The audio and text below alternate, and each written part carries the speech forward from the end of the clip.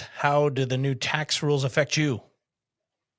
Welcome to Bowl. My name is Michael Dunham. I'm the Director of Planning here at Fontana Financial Planning.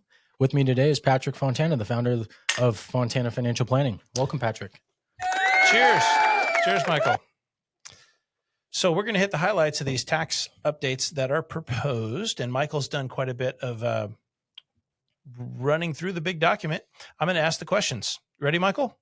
Let's go. All right. I'll hit the high topic, and you give us the details. Tax rates. Yeah, and the first thing I'll say just on all of these topics, today is Tuesday, May 12th. And so depending on when you watch this, likely things could be different. Right now, what we have is we have a bill that's been proposed. So it'll go through rounds of changes. It still needs to be approved. But what we're going to go over today is what is in the initial proposal. So on tax rates, we have had a more attractive tax rate schedule the last couple of years than we have kind of historically for the U.S. And this current proposal extends those current tax rates. So we have some better percentages, some lower thresholds, or some higher thresholds, excuse me. That's been proposed to be extended permanently. In addition, for the next 4 years, we have a very high standard deduction. It's currently $30,000, and that is set to be increased for the next 4 years. So the way that I read it, $32,500 actually starting this year, 2025, would be the standard deduction for those who do not itemize. And then child tax credit, slightly higher, $2,500 for the next 4 years, right? Correct. Yeah, versus 2,000 is where it currently stands. Next topic, QBI deductions. How does that get changed? Yeah, so this is valuable for business owners. Business owners are who get to take a QBI deduction. It's been 20% since it was introduced as part of the original Tax Cuts and Jobs Act. It's being increased to 22%. There's also a slower phase out of the benefits. So 75% of each dollar over the limit versus dollar for dollar is what it's been historically. State limit, I saw was a pretty simple one, just bumped up to a clean 15 million. SALT cap increase starting next year, 2026. What's the deal with that? Yeah, so part of the Tax Cuts and Job Acts limited the SALT state and local tax deduction, which is one of the itemized deductions, to $10,000 per family or per person with the prior tax bill. And so the SALT tax proposal is to increase for $30,000 for everybody except for married individuals filing separately, which would be $15,000. This gets phased down to the current $10,000 or $5,000 limit on income exceeding $400,000. So basically a 20% reduction for every dollar above those thresholds. So high income earners may still find themselves capped at $10,000, but for most individuals, that'll increase to $30,000. Okay, this next one, I know you are prognosticating some excitement about, but no tax on tips that would be effective this year, essentially proactively for 2025. Tell us about it.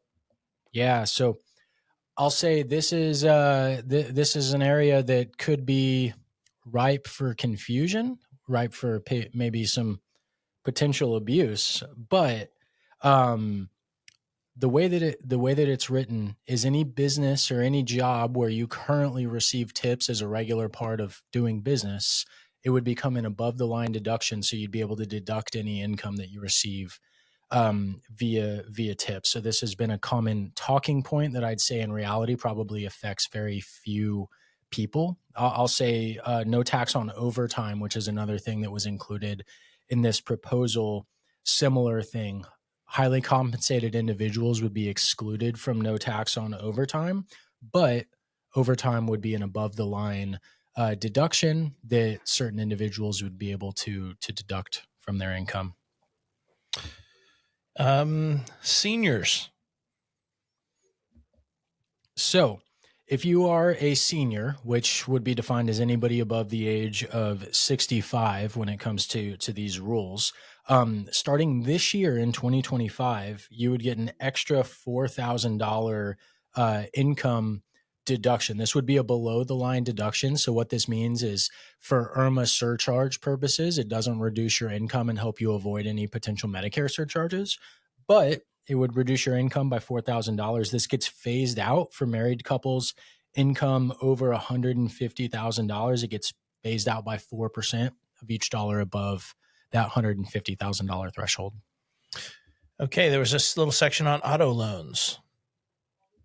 Yep. So auto loans, that would be effective this year, and it's applicable for purchases of new cars starting this year and beyond. You'd have the ability to deduct the interest associated with any auto loans up to a maximum annual deduction of $10,000. It would be phased out by 20% on any income in excess of $200,000. It also doesn't just apply to cars. It applies to motorcycles, ATVs, RVs, the fun stuff. It applies for the fun stuff as well. The big caveat or the big rule that somebody would need to make sure an automobile met in order to qualify is the final assembly must have taken place in the United States. Gotcha. I know this was a small dollar amount one, but it was interesting and that they highlighted a charitable deduction. Yeah, and we've got a lot of content. Anybody that's interested in tax efficient ways to give to charity, we've got a lot of content on our channel about that. But one of the challenges that a lot of people who give to charity face is in order to get a tax benefit, you have to itemize, which, as we talked about, there's a very high threshold, and a lot of people are not able to itemize in the current tax rates. With this new proposal, it's a small dollar amount, $300, but married couples who gave $300 or more wouldn't need to itemize. They'd be able to take a deduction for those charitable contributions. Okay, another hot topic that the acronym is MAGA, M-A-G-A, Money Account for Growth and Advancement, effective 2026. Tell us about it. Yeah, so this is a new tax favorite account. I'll say my initial perspective is there may not be a lot of value in this compared to other alternatives that are already available on the marketplace. But with this new account, if you have a child, you have the ability to fund up to $5,000 per year until they turn 8. And the growth is tax deferred and comes out subject to either capital gains taxes or income taxes, depending on what it's used for. So the distribution of any principal would come out tax free. Growth would be taxed as capital gains if it's used for higher education, purchase of a first-time primary residence, related to investment in a small business if a small business loan has been taken, or post-secondary credentialing, so like a CFP designation or something along those lines. Any of those would qualify for long-term capital gains treatment. Everything else would be subject to ordinary income taxes. And if the account wasn't distributed prior to the age of 30, it would be subject to a 10% penalty as well. One kicker that may make it attractive for people is there is a pilot program that the government would be running where any babies born between 2025 and 2028, if one of these accounts are set up, the government would contribute $1,000. Okay, so other than the $1,000 incentive, that's the only kind of green light I see on this. The other things would just be as well accomplished in a custodial account or a 529 plan. Does that make sense? Yeah, exactly. There's more tax efficient ways to accomplish a lot of the goals that this account is kind of designed to accomplish. Okay. So next one on HSAs, they had a couple changes. Yep. So the two big ones. One, right now, when you enroll in Medicare Part A, you are no longer eligible to contribute to an HSA. So that would be changing under the new proposed regulations. You'd still be able to contribute to an HSA at that point. The other big change is in the current structure.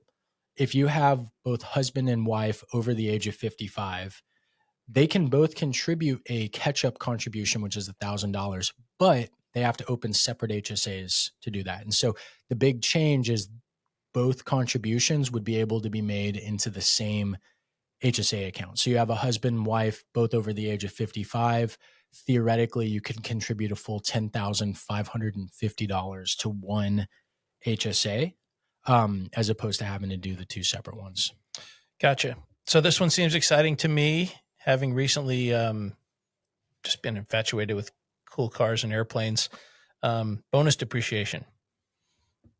Yes. And so right now in 2025, the current bonus depreciation, there is bonus depreciation. It's been phasing down every year by 20%. So currently we have a 40% bonus depreciation. What the new regulations propose is taking that back to 100% and keeping it at 100% for the next 5 to 6 years. So give us an example. So business owner buys a car over 6,000 pounds. Right now, if they use it 100% for business, they'd be able to depreciate 40% of it the year that they purchase the car. If that car purchase is made next year, they'd be able to depreciate 100% of the purchase price in the year that they purchased the car. Okay. Airplane, same thing. $500,000 airplane. You could take a huge tax break right out of the gates, potentially. Yes, if it was used solely for business purposes. It's also applicable for real estate. If somebody does, say, a cost segregation study and they pull forward certain types of depreciation on a property, that is also eligible for bonus depreciation. So likely there's going to be a lot of planning opportunities for the right kinds of people from this. So last couple, qualified opportunity funds. Yes. So this is a existing rule, and essentially what this regulation is creating is a second tranche of the rule. And so the way the qualified opportunity zones work, if you realize a capital gain, you take the proceeds of the capital gain and you reinvest it in a qualifying opportunity zone. So a lot of times this is real estate and areas that they're trying to improve in certain cities or businesses that are headquartered in those cities. You have the ability to defer your capital gains until a specific date. And so this new window is December 31st of 2033 for any investments made between 2027 and 2033. Any investments made prior to that would be subject to the December 31st, 2026 date. But for this new tranche, you'd be able to defer capital gains until December 31st, 2033, in addition to the other benefits of qualified opportunity zones, which include tax-free, partially tax-free growth on the growth of the new investment. Okay. And last topic, 529 changes. Sounds like they're getting a little looser on where we can spend this money tax-free. Mm-hmm. So a couple of years ago, they introduced new legislation that allowed individuals to use up to $10,000 per year on tuition for private schools for anywhere from K through 12. And the new proposal broadens that to include books, related materials, also not just private schools. So public school, religious schools, homeschooling, secondary education, like getting your CFP. So we continue to see this trend of kind of a widening of what 529 money can be used for. Another reason that the 529 may be a more advantageous vehicle for setting aside money for a child compared to the newly introduced MAGA account. So to close this out, I know there's a note of a couple things that weren't in the bill. They didn't touch on Social Security, change anything there. There was no change in the step-up basis rules, and no changes to retirement accounts. So we'll continue to follow this further. And thank you for joining us today. Cup of Bull Tax Info with Michael Dunham and Patrick Fontana. Have a great day. Cheers.